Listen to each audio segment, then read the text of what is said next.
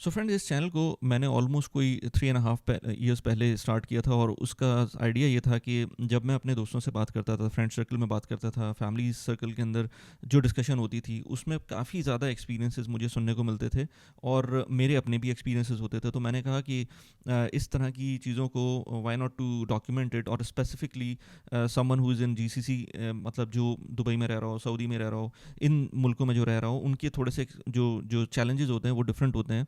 अगर हम वेस्ट के अंदर चैनल्स देखते हैं, या पाकिस्तान में चैनल देखते हैं, इंडिया में चैनल देखते हैं, तो वो जो उनके कंटेंट क्रिएटर्स हैं वो डिफरेंट किस्म की बातें कर रहे होते हैं, जो कि रेजोनेट नहीं कर रही होती हैं इस रीजन से। तो मैंने कहा इसके ऊपर कोई भी काम नहीं कर रहा, तो मैं मुझे करना चाहिए, और मुझे बहुत अच्छा लगा, क्योंकि अब तक की जो मेरी जर्नी रही है उसके अंदर मुझे खुद काफ़ी ज़्यादा एक्सपीरियंसेस हुए हैं, मुझे खुद काफ़ी ज़्यादा लर्निंग्स हुई हैं, not only apart from YouTube में कैसे काम करना है, बल्कि खुद इन्वेस्टमेंट्स के अंदर, क्योंकि जब आप बात करते हैं, जब आप पुट फॉरवर्ड करते हैं अपने आप को आगे लोगों के, तो लोगों की फीडबैक आती है, और जब फीडबैक आती है तो उसके अंदर नए नए टेस्ट केसेस आते हैं। तो इन शॉर्ट मैं ये कहूँगा कि मुझे काफ़ी ज़्यादा फ़ायदा हुआ, और उसी वजह से आई थिंक कम्युनिटी को भी बहुत फ़ायदा हुआ है, क्योंकि मैं जब देखता हूँ कि 3.5 साल में जो मैंने बातें की हैं आज तक, उसके अंदर जो प्लेटफॉर्म्स के बारे में बात की है, जो मैंने पॉडकास्ट किए हैं, जो मैं रियल इस्टेट पे बात करता हूँ, मूवमेंट के ऊपर जो बात होती है कि इमिग्रेशन किस तरह करनी चाहिए, किस तरह नहीं करनी चाहिए, इन्वेस्टमेंट प्लेटफॉर्म्स किस तरह के होते हैं, कौन कौन से होते हैं, उनमें मेरे ख्याल से एक ऐसा पर्सपेक्टिव आया है जो लोगों को हेल्प करता है अपने डिसीजंस लेने में। इसी तरह का एक प्लेटफॉर्म है जिस पे मैं ऑलमोस्ट 2-2.5 साल पहले से वीडियोस बना रहा हूँ, बल्कि उसकी जितनी भी वीडियोस मैंने पहले बनाई हुई हैं उनकी मैंने डिस्क्रिप्शन में भी डाला हुआ है, क्योंकि जो बाकी प्लेटफॉर्म्स के साथ मैं इन्वेस्ट कर रहा होता हूँ वो भी मैं मल्टीपल टाइम्स बता रहा होता हूँ, लेकिन अभी तक मैंने शायद उनकी वीडियोज़ इस तरह इस फॉर्मेट के अंदर कंपाइल नहीं की थी। अब मैं उनको भी करूँगा, लेकिन स्टेक के बारे में मैं जितनी भी वीडियोज़ बनाता हूँ उसको मैंने एक सीरीज़ के अंदर आपको इस वीडियो की डिस्क्रिप्शन के अंदर मिल जाएंगी मल्टीपल वीडियो जो पहले मैंने बनाई हुई हैं।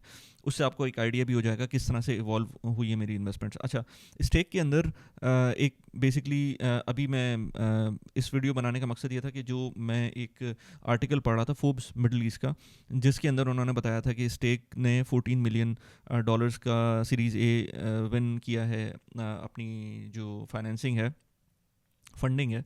तो उसके अंदर एक आर्टिकल था, तो वो मैंने पढ़ा उसको, और आई वाज रियली हैप्पी कि जो इन्वेस्टर्स हैं उनके ज़रा नाम सुने। मैं ज़रा एक छोटा सा आर्टिकल का पीस पढ़ लूँ ज़रा वहाँ से। Investors in the funding round included Saudi Aramco's venture capital arm Waed Ventures, Abu Dhabi sovereign wealth fund Mubadala, the US based private investment platform Republic, and the Saudi family Al Jomaih holding, yes. तो ये जो नाम है, ये कोई छोटे मोटे नाम नहीं है, जिसमें मुबादला, अगर आप यूएई में रहते हैं तो आपको पता होगा कि कितनी बड़ी एक इन्वेस्टमेंट फर्म है। इसी तरह से सऊदी और आरामको की जो बैक्ड कैपिटल नाम है, वाइद वेंचर्स, ये सारे जो नाम हैं ये छोटे मोटे नाम नहीं है। इन सब की एक जॉइंट वेंचर के थ्रू जो फंडिंग हुई है, 14 मिलियन डॉलर्स की जो फंडिंग हुई है, उसकी वजह से ऑफकोर्स लोगों में एक कॉन्फिडेंस आता है। मैं क्योंकि स्टेक के थ्रू इन्वेस्ट करता हूँ, तो मुझ में भी कॉन्फिडेंस आता है कि जिन वेंचर कैपिटल फंड्स ने इसमें इन्वेस्ट किया है उन्होंने इसकी पूरी वर्किंग देखी होगी और की होगी। अपार्ट फ्रॉम दैट, ये तो मैं पहले भी बात कर चुका हूँ कि स्टेक खुद भी रेगुलेटेड प्लेटफॉर्म है, उसके बारे में भी अभी हम बात करते हैं, जिसकी वजह से मैंने इसके अंदर इन्वेस्टमेंट स्टार्ट की थी। अच्छा, स्टेक के अंदर अगर आपको इन्वेस्ट करना है, बाय द वे मेरे रेफरल कोड को यूज़ करते हुए अगर आप इन्वेस्ट करते हैं तो मिनिमम 200 दिरहम्स का रेफरल बोनस आपको मिल सकता है।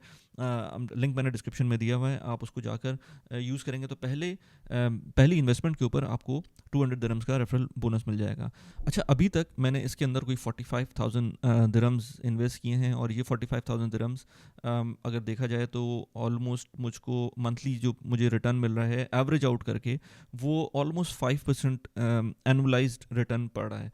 अच्छा, बहुत सारे लोग कहते हैं कि 5% रिटर्न ज़्यादा नहीं है, तो उसमें कुछ कैविएट्स अगेन आ जाते हैं कि 5% रिटर्न बिल्कुल भी सही कह रहे हैं आप, ज़्यादा नहीं है एनुअलाइज्ड बेसिस के ऊपर मैं बात करूँ तो, क्योंकि आजकल तो इंटरेस्ट रेट भी अच्छे खासे बढ़े हुए हैं, तो आपको 5-6% तो वैसे ही मिल जाता है, और बल्कि ज़्यादा भी मिल सकता है।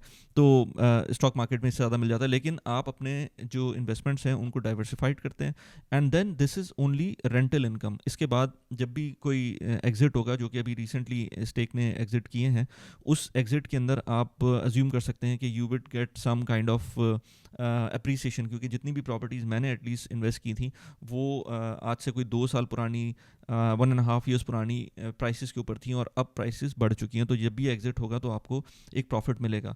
तो आप इसको ऐसे ही समझ लें कि स्टेक के अंदर काम इस तरह से हो रहा होता है, जैसे अगर आप कोई प्रॉपर्टी लेने जाते हैं और प्रॉपर्टी लेने के बाद उसको रेंट करते हैं, रेंट करने के बाद उसका रेंटल लेते हैं, तो स्टेक में भी यही काम हो रहा होता है। सिर्फ ये है कि आप इसके अंदर एज लिटिल एज 500 दिरहम से इन्वेस्टमेंट स्टार्ट कर सकते हैं। ऑल्दो कि मैं हमेशा कहता हूँ कि थोड़ा सा ज़्यादा अमाउंट आपको डालना चाहिए। मैं 5000 एटलीस्ट 5000 दिरहम्स के अंदर अगर आप इन्वेस्ट करते हैं तो ज़्यादा बेहतर है, लेकिन 500 दिरहम से भी आप इन्वेस्ट कर सकते हैं। 500 दिरहम का मतलब ये है कि आप एक छोटा सा पोर्शन लेंगे उसके अंदर एक प्रॉपर्टी का, जिसके थ्रू आपको उस प्रॉपर्टी में एक एक्सपोजर मिलेगा और उसके बाद उसका रेंटल रिटर्न आपको मिलना शुरू हो जाएगा।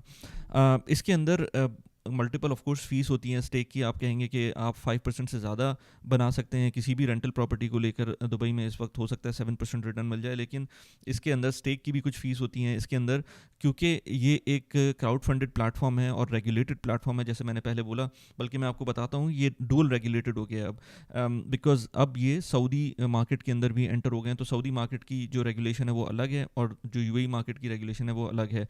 इसके अलावा मैं आपको बताऊँ कि जो DFSA है दुबई का, दुबई फाइनेंशियल सर्विसेज अथॉरिटी, वो उनको रेगुलेट करती है, और सऊदीया के अंदर जो CMA है, कैपिटल मार्केट अथॉरिटी, वो रेगुलेट करती है। इसी तरह से ओनरशिप प्रोटेक्शन जो है वो DIFC की के थ्रू होती है दुबई में। सऊदी की शेयर सर्टिफिकेट इन सऊदी होता है, लेकिन मुझे एग्जैक्टली उसका नहीं पता, क्योंकि सऊदी में अभी मैंने उसको देखा भी नहीं है, अभी तक इन्होंने ऑफरिंग भी नहीं की है, लेकिन सऊदी मार्केट के अंदर भी एंटर हो रहे हैं। अच्छा, इसमें जो मैं नेक्स्ट बात करूं रेगुलेशन के अलावा, जो आपको एक पीस ऑफ माइंड मिलता है वो ये कि आपका जो आपकी इन्वेस्टमेंट होती है वो आप ऑनलाइन गवर्नमेंट की वेबसाइट के ऊपर भी ट्रैक कर सकते हैं। अगर जैसे आप कोई प्रॉपर्टी ख़रीदते हैं स्टेक के अंदर, या लेट्स से दुबई में कोई प्रॉपर्टी लेते हैं, तो आपको एक टाइटल डीड मिलती है। उस टाइटल डीड पे आपका नाम लिखा होता है, and that can be verified online. लेकिन अगर आप स्टेक के थ्रू प्रॉपर्टी लेते हैं तो स्टेक के अंदर आपको एक प्रॉपर्टी की टाइटल डीड तो मिलती है, लेकिन टाइटल डीड के ऊपर उसका SPV लिखा होता है, और SPV basically special purpose vehicle होता है, जिसका एक नंबर होता है, और वो नंबर रजिस्टर्ड होता है DIFC के पब्लिक रजिस्टर के अंदर। DIFC का पब्लिक रजिस्टर एक ऑनलाइन एंटिटी है और गवर्नमेंट की एंटिटी है, और वहाँ से आप अपना नाम भी उस SPV के अंदर देख सकते हैं। क्योंकि जब किसी प्रॉपर्टी के अंदर इन्वेस्ट करते हैं, उस प्रॉपर्टी के अंदर आपका शेयर बनता है, और उस शेयर के बेसिस के ऊपर आपको SPV में एंट्री मिल जाती है, और वो वहाँ पर एज आई सेड बिफोर कि आप DIFC के पब्लिक रजिस्टर के अंदर अपना नाम भी देख सकते हैं, और जितने बाकी शेयर होल्डर्स हैं उनका नाम भी देख सकते हैं। तो ये एक बहुत क्लीन और क्लियर प्रोसेस है। तो ये मुझे एटलीस्ट इसमें ये नहीं है कि शायद कोई ऑनलाइन प्लेटफॉर्म है जिसका डेटाबेस इनके अपने एंड के ऊपर मौजूद है, और जैसे मैंने पहले बोला, तो थोड़ा सा इस पूरे प्रोसेस के अंदर फीस एडिशनल आती है, तो वो फीस स्टेक चार्ज करता है। लेकिन अब जैसे मैं एग्जांपल दूं कि मेरी कुछ रेंटल प्रॉपर्टीज़ हैं पाकिस्तान के अंदर, और वो प्रॉपर्टीज़ मुझको रेंट देती हैं, लेकिन उसके अंदर सब कुछ मुझे खुद करना पड़ता है। और जब मैं बाहर होता हूँ, लेट से मैं UAE के अंदर हूँ, तो मेरे लिए बहुत मुश्किल है कि सारी चीज़ें फॉलोअप करूँ। उसके लिए मुझको एडिशनल कोई मैनेजर हायर करना पड़ता है, जो कि मेरी प्रॉपर्टीज़ को देख रहे होते हैं, और वहाँ से रेंटल कलेक्शन होती है, और अगर कोई मसला होता है तो वो लोग देख रहे होते हैं। जाहिर सी बात है उसकी एडिशनल कॉस्ट होती है। इसी तरह से स्टेक के अंदर जब आप पैसिव इन्वेस्टमेंट करेंगे तो ये कम्प्लीटली पैसिव है। रेंटल इनकम को मैं फिर भी नहीं कहता कि कम्प्लीटली पैसिव है, लेकिन स्टेक जैसे प्लेटफॉर्म के अंदर कम्प्लीटली पैसिव हो जाता है, क्योंकि इसके अंदर प्रॉपर्टी मैनेजमेंट भी यही कर रहे होते हैं, आपकी जो पेपर वर्क है ये भी वही कर रहे होते हैं, सारी चीज़ें वही कर रहे होते हैं। तो ऑफकोर्स जब आपकी इन्वेस्टमेंट्स के अंदर पैसिवनेस बढ़ती रहेगी, आपके रिटर्न्स थोड़े थोड़े कम होते रहेंगे।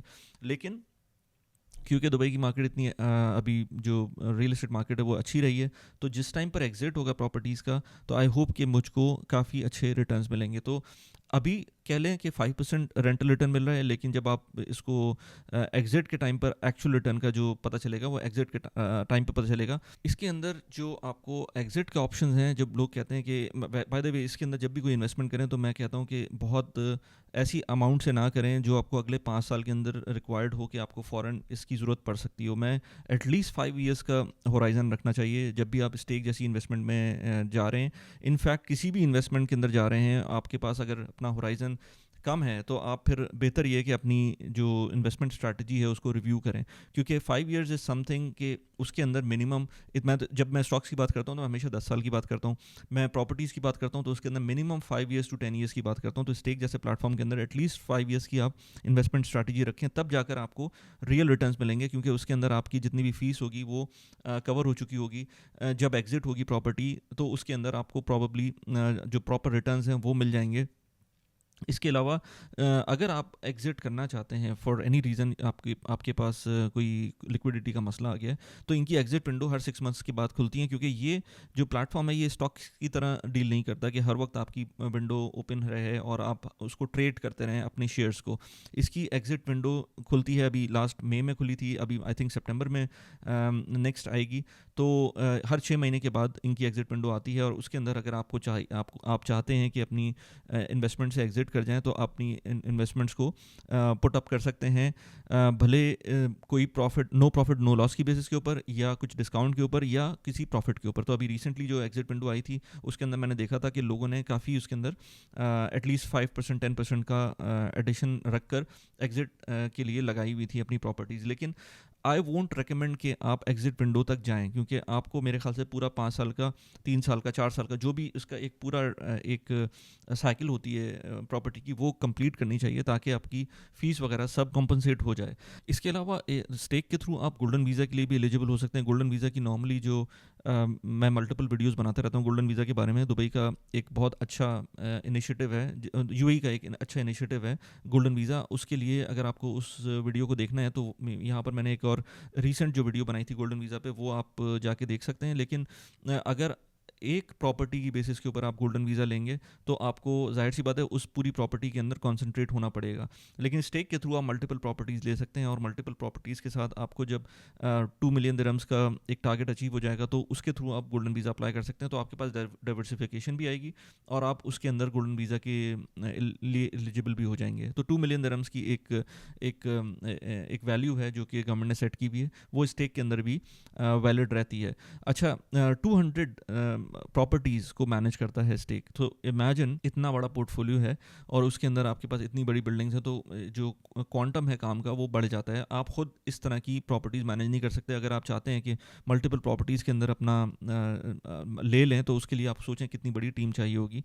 तो 200 प्रॉपर्टीज़ को ये मैनेज करते हैं। मेरे पास ऑलमोस्ट 5 प्रॉपर्टीज़ हैं इस वक्त जो कि मैंने स्टेक में इन्वेस्ट की हुई हैं और उसके मुझे मंथली रिटर्न्स मिल रहे होते हैं।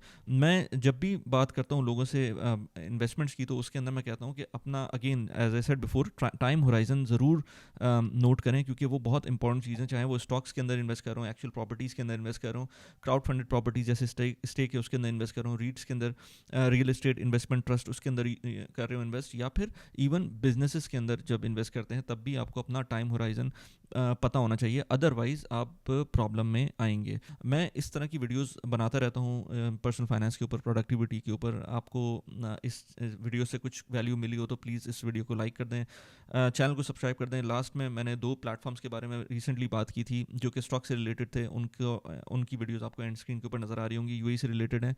कैसी लगी वीडियो प्लीज़ मुझे बताएगा। Thanks for watching the video, bye bye.